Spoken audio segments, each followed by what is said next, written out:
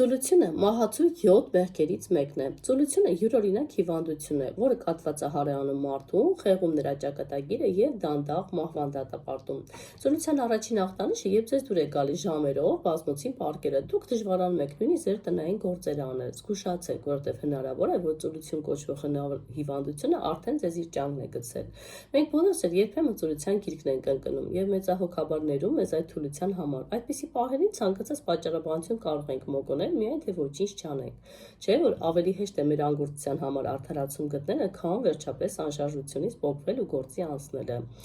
Ինչ է ծուլությունը։ Ծուլությունը անհիմն դժգոհության, վիրավորվածության, անհուսության եւ հիասթափության վիճակ է, որն ուղեկցվում է ուժերի ընդհանուր անկման։ Ծույլ մարդը հրաժարվում է դժվարություններ հաղթահարել կամ քյուր ցուցաբերել, ըստ հոգեբանների ծուլությունը մոտիվացիայի կամ կամքի բացակայությունն է։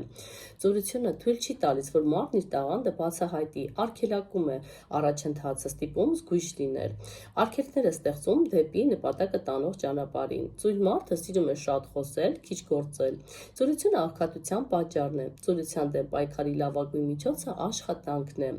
Շատ կարևոր է որոշակի նպատակներ տնելն ու դրանց հասնելու ձգտելը։ Կյանքի գերագույն հաճույքներից մեկը արարումն է, ստեղծումը, աշխատանքի արդյունքը տեսնելն ու այն վայելելը։ Մարդնիքը արարչի ստեղծագործությունը լինելով իրեն չի կարող զրկել այդ աստվածատուր հաճույքից։ Երբ մենք սովորենք դժվարություններ նկատել որպես վարպետության դպրոց, ապա կհաղթենք ծուլությանը։